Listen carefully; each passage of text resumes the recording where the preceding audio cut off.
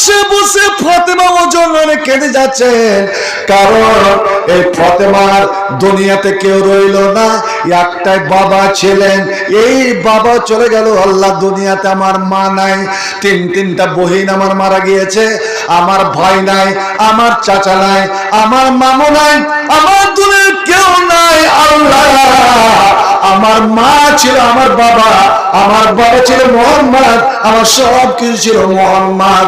দুঃখে সুখে আমি ছুটে আসতাম আমার আব্বার কাছে। আমি অনেক সময় হোসেনকে কোলে করে আর হাসানের হাত ধরে আমি আলীর কোনো কথাতে কান্না কাঁদতে কাঁদতে যখন এসেছি, নবী যখনই ফাতেমাকে দেখতেন, আল্লাহ রে আল্লাহ, দুই ছেলের মা বেটি কত ভালোবাসা, যা আল্লাহ নবী বিছানা থেকে উঠে নবী আমার উঠে দাঁড়াতেন, চেয়ার ছেড়ে উঠে দাঁড়াতেন আর দৌড়ে গিয়ে হাজরাতে ফাতেমাকে কোলে করে নিতেন। আল্লাহ, এত বড় মেয়েকে কোলে করে নিতেন আর কোলে করে নিয়ে এসে নিজের সিটে বসাতেন। এ বাবারা, ভালো করে শুনে রাখো, মেয়েকে কেমন ভালোবাসতে হবে না মেয়ের হক মারতে হবে, মেয়ের জমি মারতে হবে। শোনো রে শোনো, নবী আমার বললেন, যারা মেয়েকে ভালোবাসলো, মেয়েকে আদর্শ দিয়ে ভালোবাসা মানুষ করলো, জাহান্নামে কিয়ামতের দিন এই বেটিরা জাহান্নামের আর হয়ে যাবে, জাহান্নামের টাটি হয়ে যাবে। বেটি কোনোদিন বাপকে জাহান্নাম যেতে দেবে না, এটা কিন্তু কোনো বেটারা করবে না। নবী নিয়ে এসে কোলে করে নিজের সিটে বসাতেন। সেই ফাতেমা কাঁদছেন, আল্লাহ নবী একবার ইশারা করলেন, বেটি রে একটু এগিয়ে, মুখে কিন্তু বলতে পারছেন না, শব্দ বের হচ্ছে না। ইশারা করলেন, হাজরাতে ফাতেমা আমার নবীর বুকে লেগে গেলেন, কানটা নবীর মুখের কাছে নিয়ে গেলেন। আমার নবী ফিস ফিস করে কি যে কথা বললেন। হাজরাতে ফাতেমা ফাবাকাত বোকান সাদিদা, অঝর নয়নে ডুকরে ডুকরে কাঁদতে আরম্ভ করেছেন। হাজরাতে আয়েশা নবীর বিবি ফাতেমার সৎমা, উনি বলছেন, আমি কিন্তু শুনতে পেলাম না যে নবী কি বললেন, কেন ফাতেমা এরকম কাঁদতে লাগলো। আবার ওর কান্না দেখে নবীরও চোখ দিয়ে বন্যার পানির মতন অশ্রু জল ঝরে যাচ্ছে। নবী আবার দ্বিতীয়বার ইশারা করলেন, ফাসারা ইলাইহা, এবং তার কানে মুখ লাগিয়ে কি একটা কথা বললেন ফিস ফিস করে, আমরা কেউ শুনতে পেলাম না। নয়টি বিবি নবীর পাশে বসে আছে, কেউ শুনতে পেলাম না। এবার ফাঁস জায়গাত হাজরাতে ফাতেমা খিলখিল করে হাসতে আরম্ভ করেছেন। নবী তো বেহুশ হয়ে আছেন। আমি আর সইতে পারলাম না। আমি ফাতেমাকে বললাম, বেটি রে, আমি তোর মা, যদিও তুই বয়সে বড়, কিন্তু সম্মানের দিক দিয়ে আমি বড়। আমি তোর মা, তুই আমার বেটি, অতএব মাতৃত্বের আমি ও মাতৃত্বের ওয়াস্তা দিয়ে বলছে। নবী কি বললেন, তোমার আব্বা কি বললেন যে তুমি কাঁদলে, আবার কি বললেন যে তুমি হাসলে? আম্মা জান, খবরদার দয়া করে শুনতে চাইবেন না। এটা যে শোনাবার কথা হতো, তবে আব্বা আমার কানে কানে চুপে চুপে কেন বললেন? আমি কোনো সময় আমার আব্বা যতক্ষণ বেঁচে আছে আমি বলতে পারবো না। হযরত আয়েশা বলেন, আমার মনটা খুব ছটফট ছটফট সবসময় করে, হায় রে ফাতেমাকে কি আমার নবী বললেন যে হাসলেন, আবার কাঁদলেন। নবী তো মারা গেলেন, মারা যাওয়ার কিছুদিন পরে ওই ফাতেমা আমার বাড়ি এসেছে। এবার ফাতেমাকে আমি পাশে বসে বেটে জিজ্ঞেস করলাম, বেটি, তুমিও যদিও বয়সে বড়, আমি তোমার মা, আমি তোমার বাবার স্ত্রী, আমি মা, মায়ের সম্মান বড়, আমি মাতৃত্বের অবস্থা দিয়ে বলছি, বেটি আমার বলতো যে তোমার আব্বা তোমাকে কি কথা বলেছিলেন মৃত্যুর সময়, যে তুমি ওরকম ভাবে কান্না শুরু করে দিলে, আবার কি এমন বললেন যে তুমি হাসলে? আম্মা জান, এখন যেহেতু আব্বা বেঁচে নাই, আমার বলতে কোনো অসুবিধা নাই। প্রথমবার আমার কানে মুখ দিয়ে নবী বললেন, ফাতেমা রে, ইসবেরি, তুই সবুর করিস, ধৈর্য ধারণ করিস। বেটি, আমি এই অসুখ আর ভালো হবো না রে, এটা আমার জীবনের শেষ অসুখ। তোর বাবা আর দুনিয়াতে থাকবে না। তোর বাবার কাছে যে জিব্রাইল আসতেন, অনেক সময় তোর জিবরিল ফেরেশতাকে মানুষের আকারে দেখেছি। এ ফাতেমা, আমি দুনিয়া থেকে চলে যাব, এই মদিনার মাটিতে মসজিদে আর জিব্রাইল আসবে না, কাউরি দেখতে পাবি না।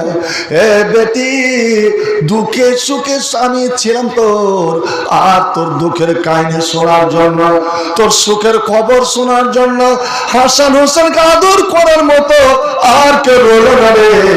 আমার হাসান হোসেনকে ঘাড়ে চড়িয়ে আমি যে আদর করতাম, তাদের সঙ্গে খেলাধুলা করতাম, আমি আর রইব না। বেটি, তুই কান্না করিস না, তুই সবুর করিস, আর তো সবসময় দোয়া করবি, ইন্না লিল্লাহি ওয়া ইন্না ইলাইহি রাজিউন। একবার আমার সঙ্গে পড়ি, ইন্না লিল্লাহি ওয়া ইন্না ইলাইহি রাজিউন। আল্লাহুম্মা আজনি ফি মুসিবাতি ওয়াখলুফ লি খায়রাম মিনহা। যখন এই কথাটা বললেন যে আমি আর রইব না, এটা আমার জীবনের শেষ অসুখ, আর কিছুক্ষণের মেহমান জিব্রাইল চলে এসেছেন আমার কাছে অনুমতি নেওয়ার জন্য। মালাকুল মউত বাইরে দাঁড়িয়ে আছেন, কারণ ভাই আমার আপনার মরণের জন্য আজরাইল কারি অনুমতি নেবে না। এই যে ভণ্ড, এই বেদাতীরা বেরেলিরা বলে থাকে যে ওদের পীর, এমন এমন কতগুলো পীর আছে, পীরের অনুমতি নিতে হয় নাকি? শোনেন, আল্লাহর নবীর চেয়ে বড় পীর আর দুনিয়াতে কে হতে পারে? নবী রাসূল ছাড়া মালাকুল মউত কারি অনুমতি নিবে না। যখন যা টাইম, সঙ্গে সঙ্গে বাস সুইচ অফ করে দিল। মালাকুল মউত দাঁড়িয়ে আছে, জিব্রাইল আমার কাছে অনুমতি চাইছেন যে দুনিয়াতে থাকবে না আল্লাহর ডাকে সাড়া দিয়ে যাবে। যদি আপনি হ্যাঁ বলেন তাহলে মালাকুল মউত আসবে, আর যদি না বলেন তাহলে মালাকুল মউত আপনাকে সালাম দিয়ে ফিরে যাবে। ফাতেমা, তোর বাপ কিন্তু আল্লাহর কাছে যাবার জন্য প্রস্তুত হয়ে গেছে। আম্মা জান, আপনি বলুন, কোনো বেটি, কোনো বেটা যদি শুনতে পায়, বাপ যদি বলে যে আমি এই অসুখে মারা যাব, আমাকে আল্লাহ খবর দিয়ে দিয়েছেন, তো বলুন বেটির মনটা কেমন হবে? ওই সময় আমার কলেজা ফেটে কান্না বের হলো। আমার কান্না দেখে আবার জিব্রাইল এলেন, আমার আব্বাকে একটা খবর দিলেন, আর ওই সময় আব্বা যান আমার কানে কানে আমাকে খবরটা শোনালেন, বেটি আমার, তুই বেশি দিন তুই সবুর করিস, তোকে কষ্ট, তোর বাবার বিরহের জ্বালা, তোর বাবাকে ছেড়ে বেশি দিন দুনিয়াতে তোকে কষ্ট করতে হবে না, দুনিয়াতে তোকে তো দুনিয়ার জ্বালাতন সহ্য করতে হবে না। বেটি রে, আমার বংশের মধ্যে এবং আমার উম্মতের মধ্যে অল্প দিনের পরে যার সঙ্গে আমার মোলাকাত হবে, যার সঙ্গে আমার সাক্ষাৎ হবে, সেটা হবি তুই। অর্থাৎ আমার মরার 6 মাস পরে তুইও মারা যাবে, তোর রুহটা আমার কাছে এসে মিলে যাবে। ওরে বাপ বেটির সেখানে দেখা হয়ে যাবে। আম্মা জান, যখন আমি শুনলাম যে আব্বার 6 মাসের পরে আমি মারা যাব, মা গো তোমরা শুনে রাখো, আমি দুনিয়াতে বেশি দিন থাকবো না। এই তো কয়দিন চলে গেল, 15 দিন চলে গেল, আর মাত্র 5.5 মাস। এই 5.5 মাস আমি বেঁচে রইব, তারপরে আমি আব্বার সঙ্গে মিশে যাব।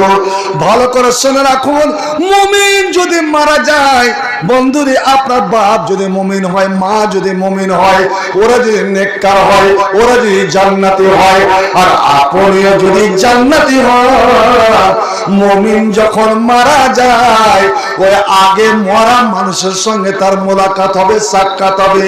আল্লাহ রাব্বুল আলামিন সূরা তুরে নিজে বলছেন, ওরে তোরা যদি ঈমানের হালাতে মারা যাস, ঈমান নিয়ে মারা যাস, আল্লাহ তাআলা যুরিয়াতিহিম, আমি আল্লাহ ওই মা বাপকে তার ছেলে মেয়ের সঙ্গে সাক্ষাৎ করিয়ে দেব, এবং ছেলে মেয়েকে তার বাপ মার সঙ্গে মোলাকাত করিয়ে দেব। অনেক সময় মানুষ জিজ্ঞেস করে, যারা আগে মরে গেছে তাদের সঙ্গে এই মরা মানুষের সাক্ষাৎ হয় কি? হ্যাঁ।